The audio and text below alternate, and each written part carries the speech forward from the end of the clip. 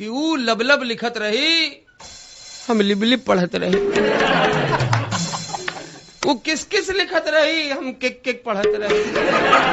और बिया के चली गई ससुराल, हम ससुराल इंग्लिश स्पीकिंग कोर्स करत रही। कौनो मेहरारू अगर फेरी वाले से 100-200 रुपया छोड़वा दे तो गांव भर के मेहरारू से कही देखलू ना, यह सड़िया कर पापा आना गल होता तो वो जाइक से ना 1000 का पड़ल होता, हम तो मोल भाग के 600 रुपया में ले लेहनी है। पहले के मेहरारू भले से पढ़ल लिखल ना रहनी, लेकिन इतना ज्ञान रहे कि के भसुर है के ससुर है। आजकल के मेहरारू इतना फैशन में चूर है कि चिन्ह ही नहीं पावतानी। मैक्सी पहन के तो दिन भर ऐसे घूमत हैं जैसे जना था कि अपेंडिक्स का ऑपरेशन करवले हैं। माना चाहे मत माना, लेकिन जवन मजा तेरहिया वाली पुड़िया में आ जाले ना, सदिया बिहवा वाले में ना आवले। डीजे उजे पर से नाच के गईला हर पूरी ठंडा के पानी, हर तो पतड़ी पर गरमे गरम आवल कर। तू अपने मेहरारू के केतनो महंग लुग्गा पहना देबा तो हर मेहरारू एको दाई ना कही कि बड़ा नीक लियला हो। आ नैहर से 400 को साड़ी आ जाई तो गाँव भर घूम के देखाई कि देखाई हमरे भैया लिए ना। अब कबो सुनले हवा कोनो लड़की के कहत कि हमारो पति लेबर होई ना, सबके मने उहे चाही राजे कुमार। तो मने हई जौन गारा माटी लोग करत हूँ, ये लोग रणुहा मरी हैं। इनके मेहरारू के पेट गड़त रहा, हम दवाई दर्पण सोखैती उगैती जहाँ ले हमरे सपरल कुल करवनी, लेकिन हमरे लड़का के तनी से तबीयत खराब हो गई, मंगनी गाड़ी ना देना मिली। घबरा जीन बाबू, 2 चकवा हमरा हो भाईवा के बियावा में मिली तब देखाई। कब्बो केहू के अपने पैसा का दारू खरीद के मत पिया ए भैया, काहे कि पियले के बाद पियक्कड़ी के मुंह से पहली गाड़ी ये निकले कि कौन हमके पिया वाला पैदा होगल हो, बताओ तो कौन नाम।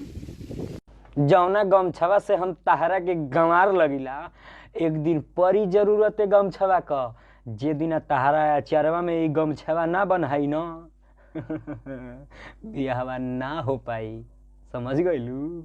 मेहरारू से डराला हई, हमार मेहरारू हमरा के कतनो मार देओ लेकिन हमरा डर ना लगेला।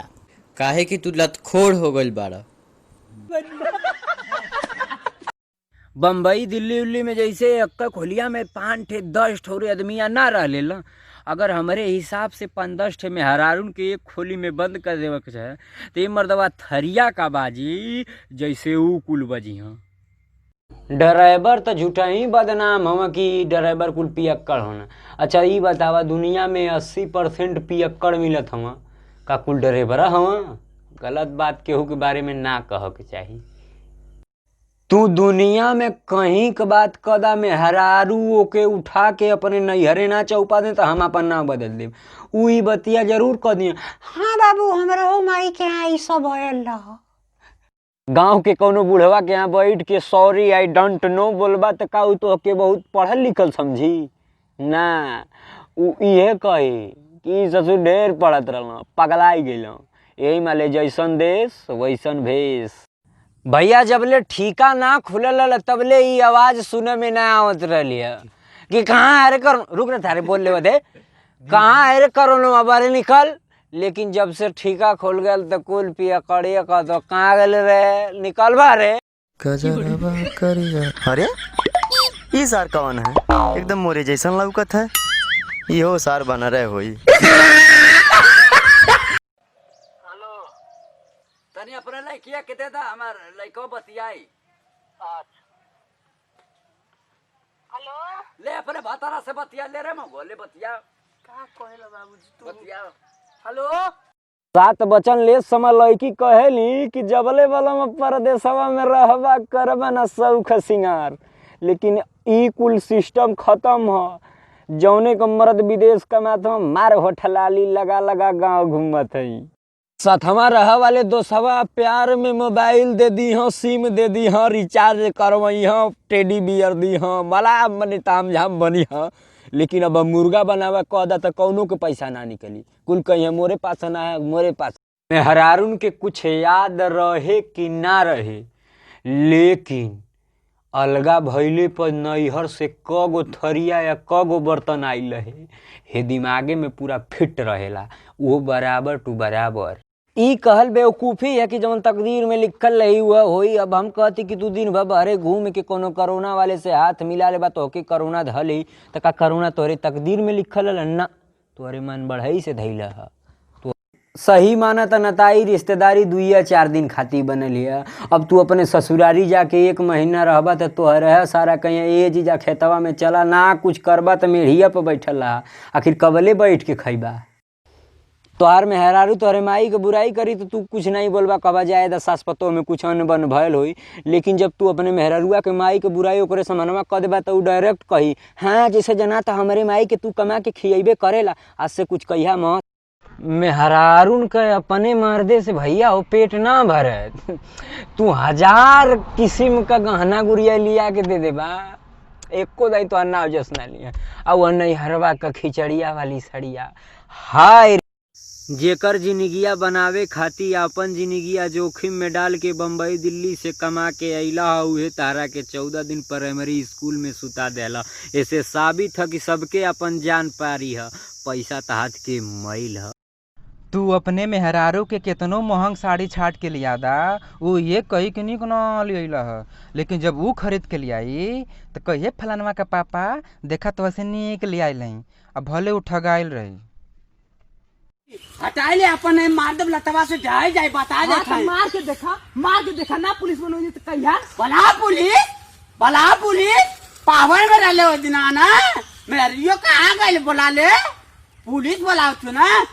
हर गाँवे में ऐसा 1-2 लड़का मिल जाना जौनन का आदमी से कोनो वास्ते ना रहला, खाली मेहरारू का हो चाची का हाल है? अरे तू पता तो है ना चलत कहाँ रहत वो। जितना हम अपने मेहरारू के दवाई में पैसा लगा गली न भाई, उतना में हम अपन 2-3 ठे शादी कर ले हुई। लेकिन चला भाई भगवान हमारो पार लगेबे करी हैं। पहले के उ खिचड़ी के दिने पैदा हो जाए तो ओकर नाम खिचाड़ू रखा जाए, पहले के उ छठी के दिने पैदा हो जाए तो ओकर नाम छठू रखा जाए, क्योंकि माई इनारे में पानी भर गई वहाँ जे पैदा हो जाए ओकर नाम इनरू रख जाए। आजकल तो सब लोग अस्पतालवे में पैदा होत ह तो केकर ना हॉस्पिटल अस्पताल रखाई। शराबिन के का हल्के में लेत हवा, फ्री में पिए ले तो सरकार बदल जाले। आज डगमगात रहे अर्थव्यवस्था भारत के, देखा देले 300 करोड़ के दारू एक दिन में पी के यूपी वाले कि मने यहाँ जा। तू दुनिया में केहू से झगड़ा करके जीत जाइबा ए भैया, लेकिन मेहरारू से झगड़ा करके ना जीत पाइबा। ऊ तोहार ऐसन हेडलाइन बताइया कि तू भैया कोमा में चल। इतिहास गवाह भैया कि 2 गो मेहरारू एक जगह बैठ के अपने हित का कबो बात नहीं कैली, खाली दूसरे का कहो। हुनकर लड़किया जवन भागल रहे ओकर पता होता ना चलल केकरे संगे भागल रहू। उ कहावत है ना घर का मुर्गी साग बरोबर, तू घर में रह के पूरा परिवार का धक्का लेबा तोहार कुछ नाम ना होई। आ बम्बई दिल्ली में कमाए वाला बाबू खाली महीनवा में 3000 भेज दे, अरे बाप रे बाप, बाबू तो भेजा। पुरनिया कुल सही कहावत ना बनौले हुआ कि नौकरी करा सरकारी नहीं तो बेचा तरकारी। देखला ए बेला में 2 बिजनेस चलत है, एठो सरकारी एठो तरकारी, और सबकर मामला ठप है। मेहररुआ कुल ना कहेली कि का केहू गहना गुड़िया पहनी कुल गा बजा के सोनारना का तो होला, लेकिन फिर का कही हाँ कि एकर पापा आपके का बम्बई से आई है ना तो उनसे कह के 3 तलिया झुमका और बम्बईया मंगलसूत्र बनवा। पहले बियाह भइले के 6 साल बाद तक अनपरिचित आदमी मेहरारून का चेहरा तक नहीं देख पावे, लेकिन आजकल बियाह के पहले में जयमाला पर जिला भर के आदमी देख लेते हो कि फलाना का देवी जी ये हई।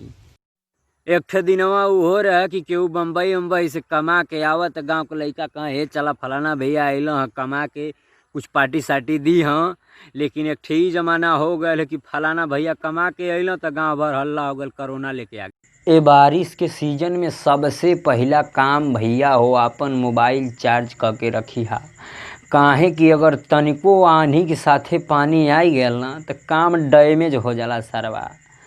2 दिन ले लेनी ना वाले यार के शादी ब्याह में अगर घरे पनीर नहीं बनवेबा ना बड़ी समस्या है।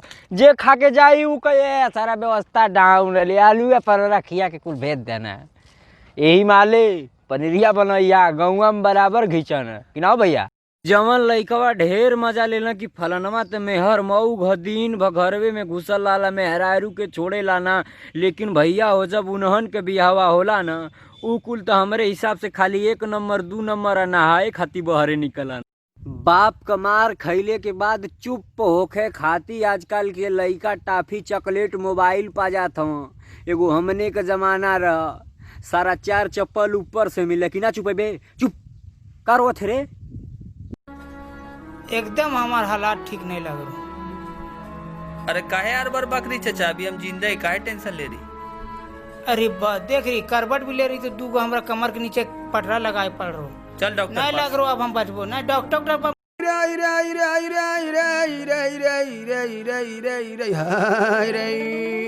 केकरा पे करी विश्वास जगतिया में कोई नहीं अपना, केकरा पे करी विश्वास जगतिया